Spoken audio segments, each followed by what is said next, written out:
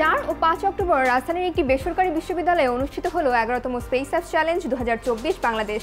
দেশের মোট 9টি শহর থেকে 3000-এরও বেশি শিক্ষার্থী অংশগ্রহণ করে দুদিনব্যাপী এই হ্যাকাথনে।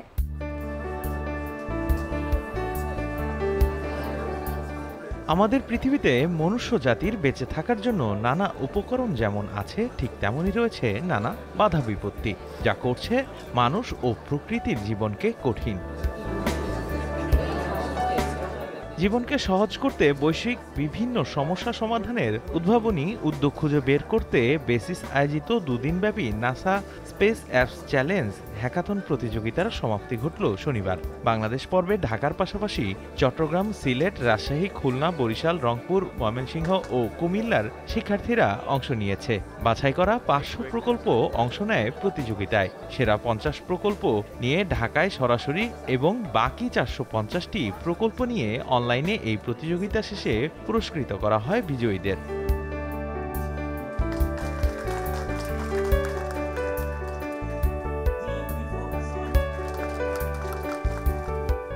36 ঘন্টার দীর্ঘ চ্যালেঞ্জ শেষে পুরস্কৃত করা হয় সেরা 20 দলকে, যারা বৈশ্বিকভাবে প্রতিযোগিতায় অংশ নেবে। পরবর্তী লক্ষ্য টানা তৃতীয়বার ও চতুর্থবারের মতো বিশ্বমঞ্চে বাংলাদেশকে চ্যাম্পিয়ন করা। বিজয়ীরা বিশ্বের বুকে বাংলাদেশের নামকে আরও উজ্জ্বল করতে চান।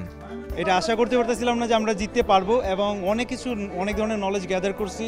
যেমন বলতে গেলে এই যে স্পেসের ডেটা সম্পর্কে, জিওজেসন ডেটা, বিভিন্ন ধরনের এই ধরনের যে কাজগুলি যে হয় এই সম্পর্কে আমাদের তেমন কোনো আইডিয়া ছিল না। বাট এই প্ল্যাটফর্মটার মাধ্যমে আমরা মূলত এই সম্পর্কে আরও অনেক নলেজ গ্যাদার করতে পারছি, এবং বিশেষ করে বিভিন্ন মেন্টরদের সাথে আমরা কোলাবোরেট করতে পারছি।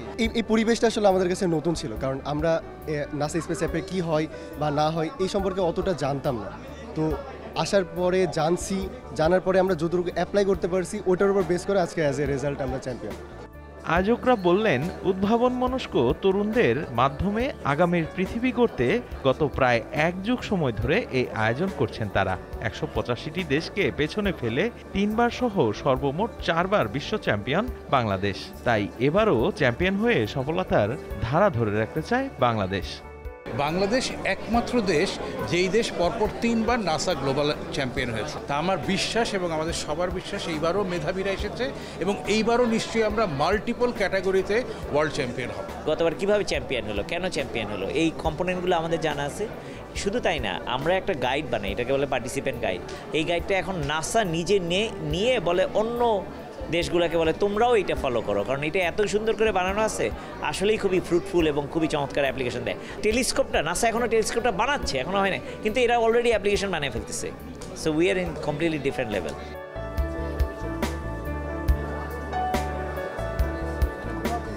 আয়োজনের বিশেষ অতিথি বাংলাদেশে নিযুক্ত যুক্তরাষ্ট্রের চার্লস দ্য অ্যাফেয়ার্স হেলেন লাফাব বলেন, মেধাবীদের সর্বোচ্চ সহযোগিতা অব্যাহত থাকবে, তা বিশ্বের যে প্রান্তের মানুষই হোক না কেন। We're working to ensure peaceful and safe and prosperous exploration of space in the future. The United States is committed to transparently sharing the scientific information that we gather in space.